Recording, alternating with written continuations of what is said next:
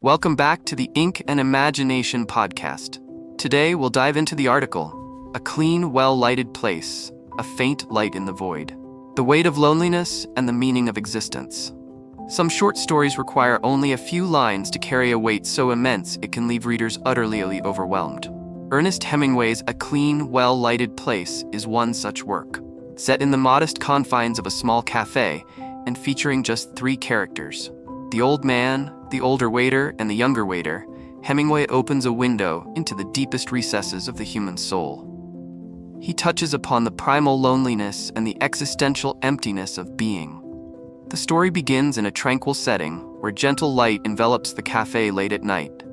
Yet behind this quiet lies an undercurrent of emotions, where each succinct line of dialogue encapsulates an entire universe of nameless feelings.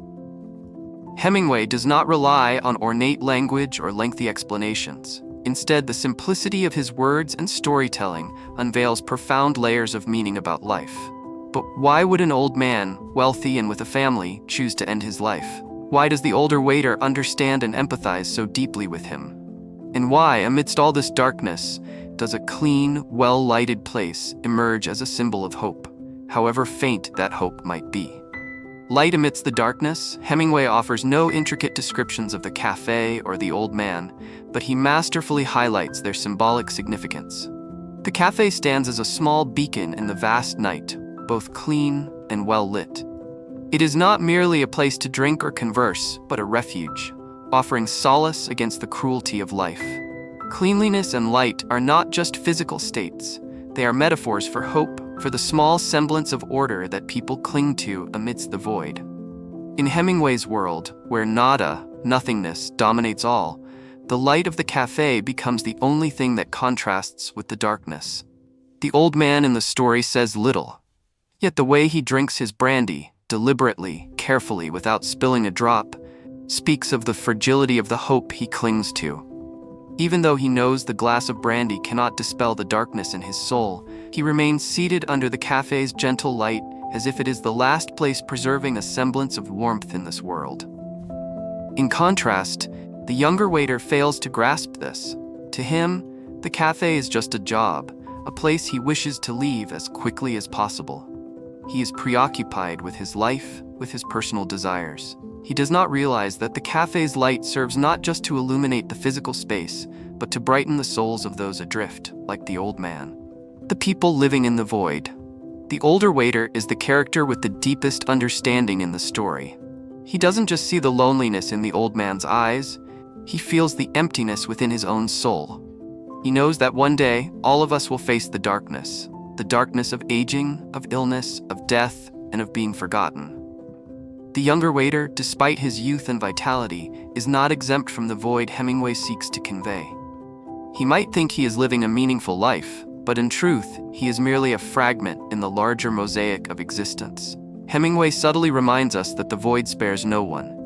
The contrast between the two waiters reflects the divide between youth and age, between inexperience and a profound understanding of life. Yet, the tragic irony is that neither has the answers. Hemingway doesn't attempt to explain the void or provide a clear resolution. He lets his characters live in it, accept it, and struggle to find ways to exist within the emptiness. A faint hope and an incomplete ending. The story ends with an unsettling silence. The older waiter goes home, trying to comfort himself with the thought that he merely suffers from insomnia, like millions of others. But we know it's more than insomnia. It's the unease of his soul, the loneliness that gnaws at him day by day. Hemingway leaves us with an unfinished tale, offering no answers or a neatly tied conclusion. But it is precisely this incompleteness that captures the truth of life. Life has no solution. We can only find ways to carry on, even if it is through small hopes, like the light in a clean, well-lighted café. The intersection of void and the meaning of existence. Hemingway doesn't merely write about the void as an absence of meaning. He skillfully reveals how people confront and create meaning even within that emptiness. The void is not simply a raging wave that drowns everything, but is sometimes the very ground upon which humanity sows its most fragile hopes. The old man in the story fails to take his own life, not just because he is discovered, but perhaps because something still holds him back. Could it be that he chooses the café instead of any other place because it symbolizes order, a faint light amidst the murkiness of life? Could his careful act of drinking brandy, so precise that not a drop is spilled, reflect his effort to cling to the remnants of life, however tenuous they may be? The older waiter is no different. Though he understands the void better than anyone, he does not entirely succumb to it. His attitude toward nothingness is one of acceptance, but not surrender. He finds meaning in small actions, keeping the cafe open late, preparing drinks with care, and maintaining a clean, well-lighted space for those who need it. This demonstrates that even in the midst of emptiness, humans possess the capacity to create meaning for themselves and for others. In the modern world, where people are easily swept up in the relentless pace and unending expectations of life, a clean, well-lighted place serves as a profound reminder. Sometimes, meaning does not reside in grand gestures. It exists in small moments, in simple yet heartfelt acts. Hemingway does not paint a colorful world to comfort us. He forces us to confront the darkness, to face the truth that life can be devoid of meaning. Yet he also reminds us that it is within our power to kindle a small light, to create a clean, well-lighted place, not only for ourselves but for those around us. Thus, the void is not the end. It is merely a part of the journey, a space where we learn to face it, accept it, and ignite a light from within our souls. When we become each other's light, I think of the old man and the older waiter and wonder, in my own life, can I be a small light for someone? A friend going through a tough time? A relative feeling lonely? Or even a stranger who might need a smile to get through a long day? Once my grandmother called me and said, "I've been longing for you." She didn't say she missed me, or that she loved me. She said longing. That word stayed with me, like the light in Hemingway's café.